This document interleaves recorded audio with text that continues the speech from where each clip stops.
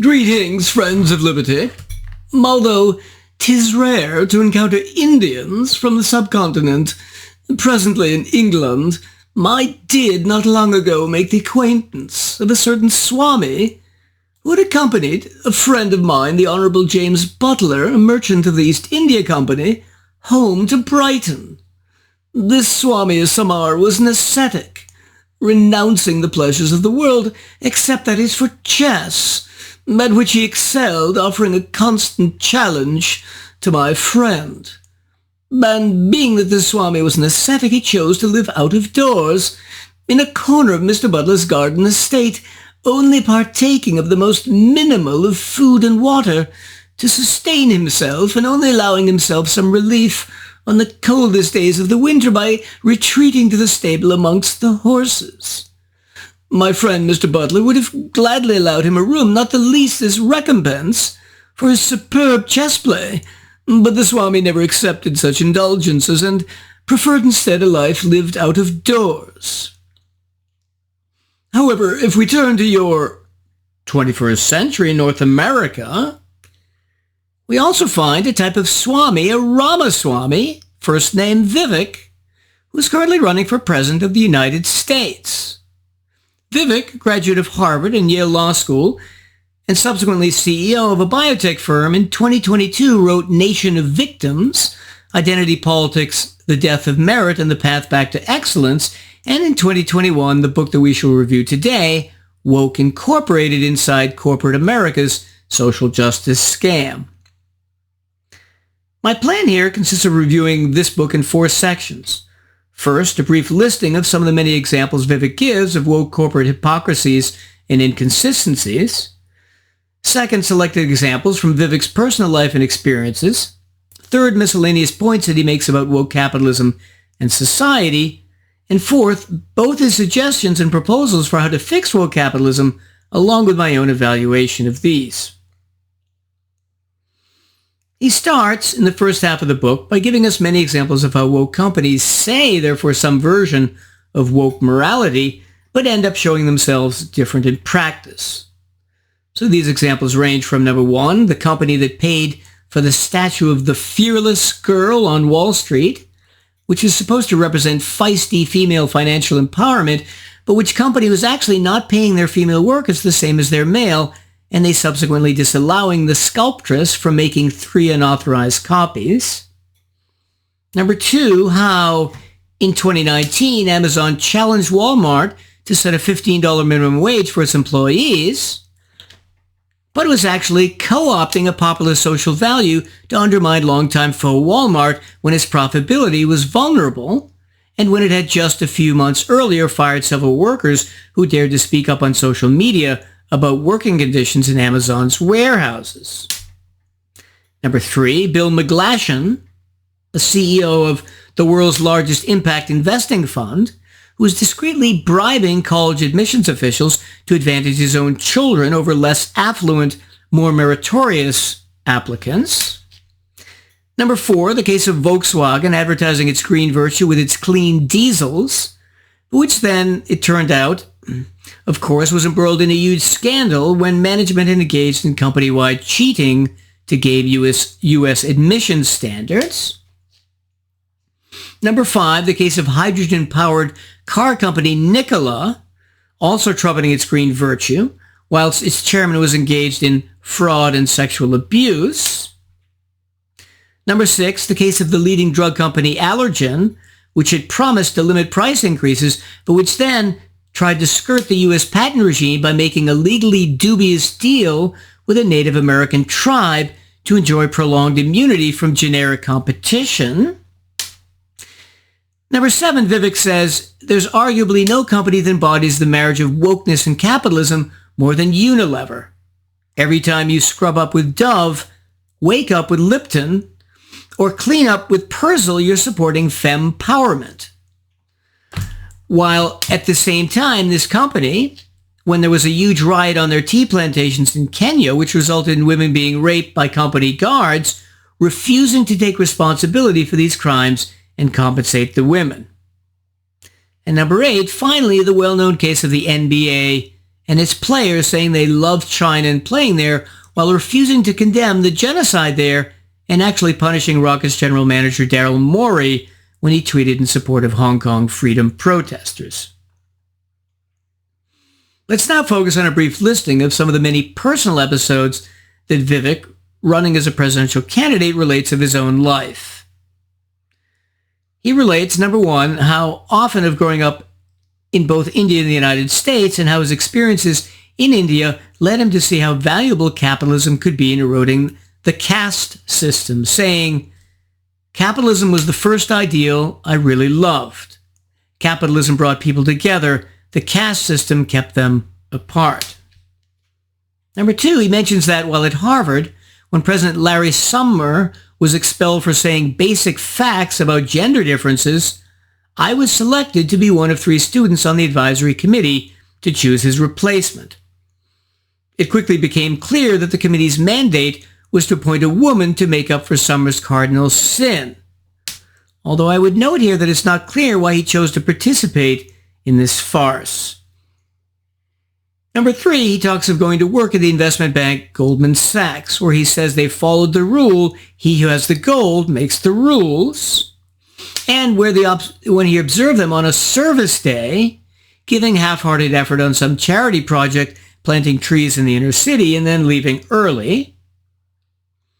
Number 4, he mentions how he started his own successful biotech company by using the strategy of buying drugs that larger companies had invented and often invested fortunes in, paying literally pennies on the dollar relative to their true value. Number 5, while at that company after the 2020 election, he wrote an article for the Wall Street Journal saying that Twitter and Facebook, after the riots of January 6, should be bound by the First Amendment and not able to close the accounts of conservatives. He was criticized by some employees and friends for it. As he says, one of my former executives, her eyes filled with tears, said, "Vivek, I had such high hopes for you. What happened?"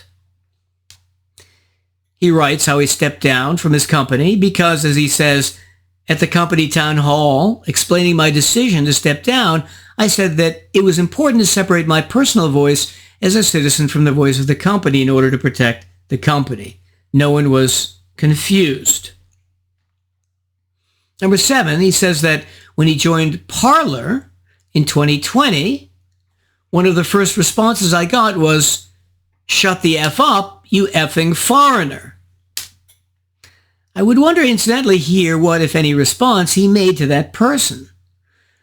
When the novelist and philosopher Ayn Rand, an immigrant from Soviet Russia, was speaking on a street corner in America and was asked, "Why should we care what a foreigner thinks?" she replied, "I chose to be an American. What did you ever do except for having been born?" Thirdly, let's briefly focus on various broader observations, summaries, and points that he makes of woke capitalism and American society. Number 1, he says wokenomics is crony capitalism 2.0, and here's how it works. Big business uses progressive-friendly values to deflect attention from its own monolithic pursuit of profit and power. As a result, many Americans no longer believe in our institutions precisely because CEOs and other leaders use their institutional seats of power to crowd out the voices of ordinary Americans. Number 2, and so, as he says, we're in a postmodern Oz, where the wizard is no longer just big government, it's a new hybrid of big business and big government, of capitalism and democracy. Number 3, he says, managerial dominance subverts the will of the American people. It renders our actual democracy impotent. So here, what he specifically means is, for example, the many DEI and CRT administrators one finds in woke colleges and the human resource departments found in woke businesses. Number 4, regarding the new fad of ESG investing, he says, ESG-mandated assets now represent a staggering 33% of the $51.4 trillion U.S. assets under professional management. Number 5, he then asks whether it's the right time to short the ESG bubble and replies, here's the issue. Woke capitalists often win in the end because they use their do-good smokescreen to capture the government itself.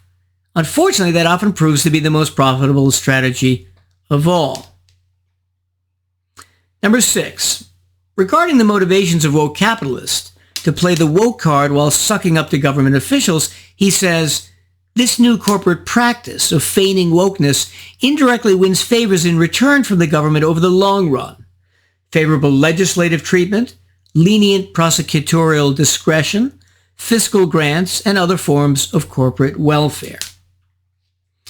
And finally, number 7, regarding this symbiosis of government and woke capitalism, he notes the interesting case right after the Great Recession of various investment banks like Goldman Sachs, Citigroup, Morgan Stanley, and JP Morgan being fined by the Justice Department, but then the Obama administration stipulating that that money not be paid as fines, but instead donations to various of their woke charities, such as the National Urban League and the Hispanic La Raza.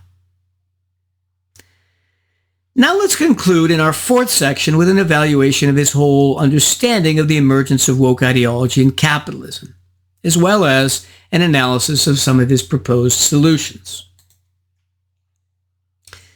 The first and overwhelming problem with his understanding of woke causation is that he ignores huge reams of historical evidence about wokeness emerging in other institutions first. Any good history of woke ideology, such as Bruce Bauer's Victims' Revolution and Lindsay and Pluckrose's Cynical Theories, both of which I reviewed here, document postmodernist and woke ideas in academia already in the 60s and 70s. Their solidification and transformation in the 80s and 90s with political correctness, and then the flowering of woke ideology in institutions in the 21st century.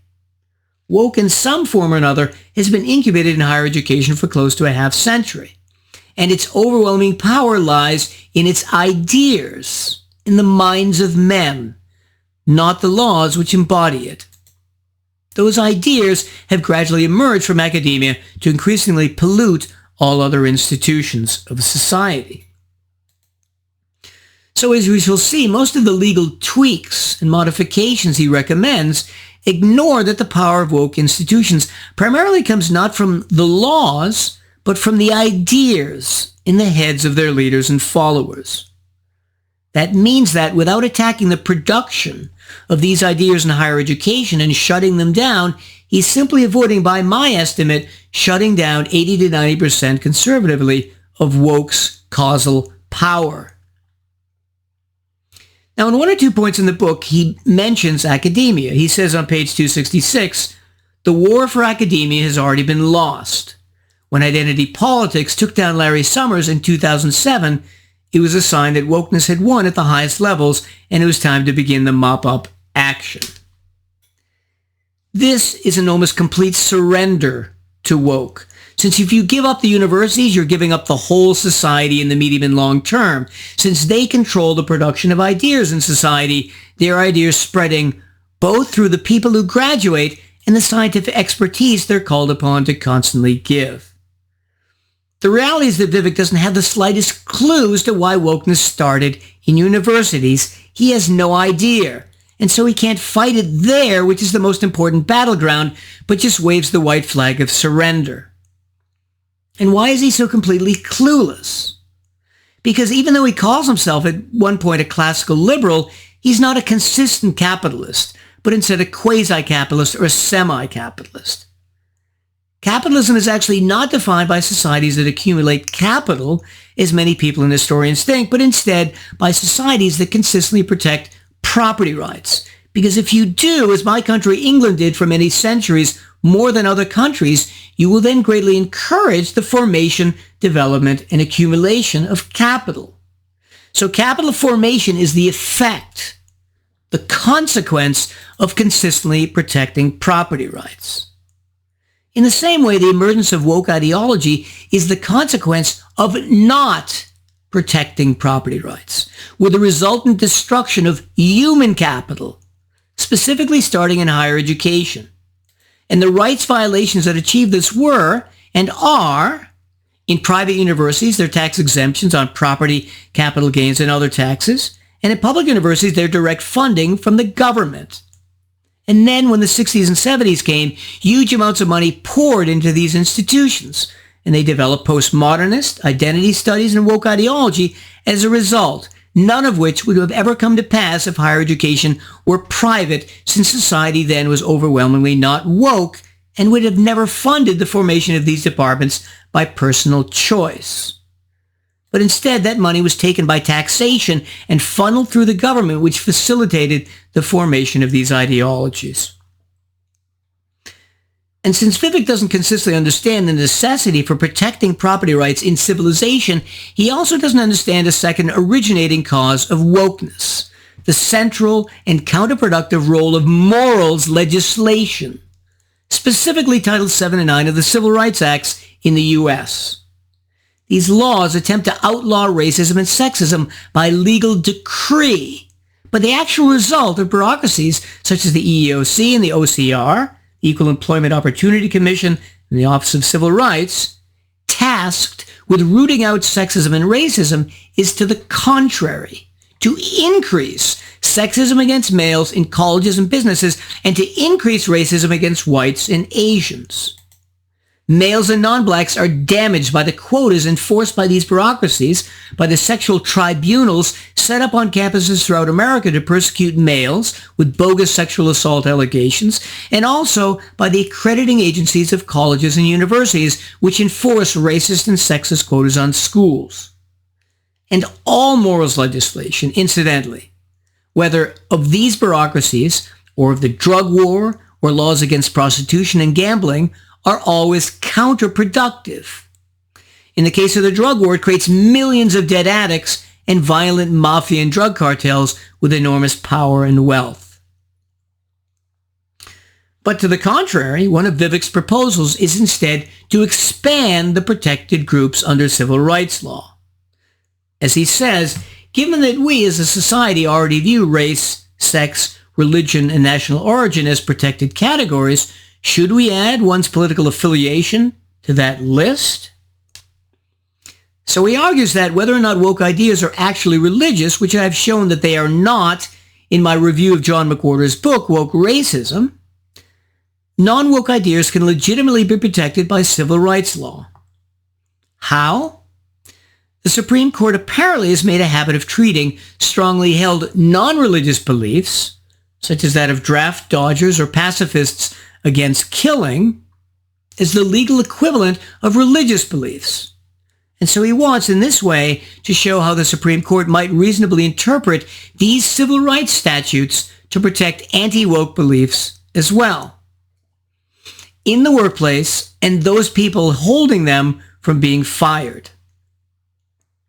But the unfortunate reality is, however, that again, with the flood of woke people and ideas constantly coming from academia, inundating all institutions and reinforced by the racist aspects of civil rights laws, institutions will likely find a way in most instances to get around this possibly increased protection.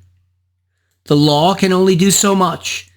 90% of society is the ideas in people's heads, and he's completely giving up on changing that in academia, because he has no clue why it happened, because he doesn't understand the necessity of consistently protecting property rights here in education. Besides increasing the protection of civil rights law, there are two other legal proposals that he advances. The first centers around the issue of limited personal liability for the owners or shareholders of corporations, in the case of the damages the corporation may inflict on others. Traditionally, while the full assets of the corporation could be used to compensate victims, the personal assets of individual owners, shareholders, and managers were never subject to seizure.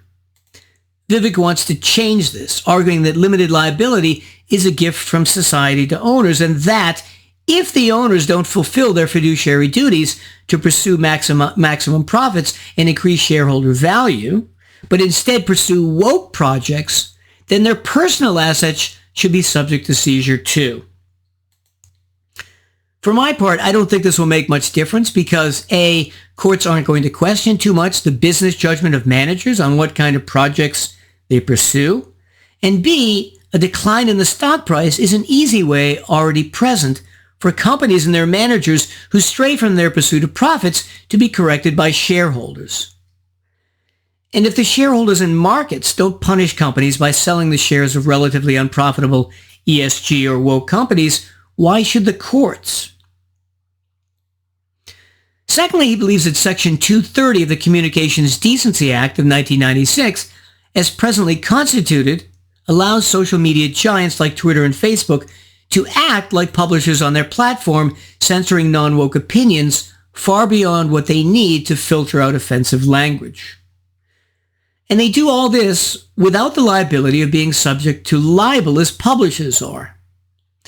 This unusual freedom, he believes, has allowed them much greater power than normal to censor opposing opinions and also made them much larger than they normally would be. My view is that he's probably right on amending this ambiguity, but I don't think it would much affect their size, and it also wouldn't affect all the many other forms of intolerant wokeness expressed throughout the rest of society in print media and governmental, educational, and business institutions. The intolerance is everywhere, not just in social media companies. Let's conclude with some miscellaneous points. Number one, he claims that it's not even clear that the free market would correct for political discrimination. After all, it didn't fully correct for racial discrimination in the Jim Crow era. False, as Richard Epstein, among others, showed at length with regard to racism in his book Forbidden Grounds, which I reviewed here. Trolley car and train companies in the South were eliminating racism voluntarily on their lines. But with the 1896 decision of the Supreme Court in Plessy v. Ferguson, that intrinsic ability of capitalism, just in the same way that Vivek noticed it reducing the caste system in India, was stopped by this bad decision of the Supreme Court. And secondly, just as Thomas Sowell has demonstrated how public institutions are more susceptible to being racist and sexist than private institutions, so too discrimination occurred for so long in the schools of the South because they were mainly public, not private. Number two, he claims that Americans need to fear the woke managerial classes, citing, for example, the huge recent increase in woke administrators in colleges and universities throughout America. But here again, he completely fails to notice that this increase in DEI administrators has been caused by the collegiate desire to fulfill the racist and sexist conditions imposed by Titles 7 and 9 of the Civil Rights Act. Before Titles 7 and 9, no growth of administrators. Number three, he ends the book with the following proposal. Take away the summer vacation of all high school students for 4 years and make them work for some state project by force, a type of teenage draft. Vivek claims that this would create a feeling of national unity among young people by working together, which would alleviate and counteract the increasing feeling of polarization. And he also claims that it would reduce disparities between black and white students. This sounds so idiotic as to have come directly from the mouth of Joe Biden. In conclusion, lawyers are very good at making their own arguments look good, but that doesn't mean they are good. Vivek's fundamental mistake in this book is to think that Americans need to add more laws to fight wokeness. That's typical of Ivy League grads. The reality is that all Americans need to do to fight wokeness is to remove the rights-violating laws that have created it. Subtract, don't add. I would give this book a B-. It's very thought-provoking, and Vivek often understands the value of capitalism, but he completely surrenders the whole war against wokeness by not fighting to root it out of higher education, and his last proposal for a teenage summer draft is mind-numbingly dumb. On that note of disappointment, that a presidential candidate would so little understand the nature of a free society as to try to make America less woke by taking away the well-earned and needed summer vacations of high school students, I bid you well and remain the Scarlet Pimpernel.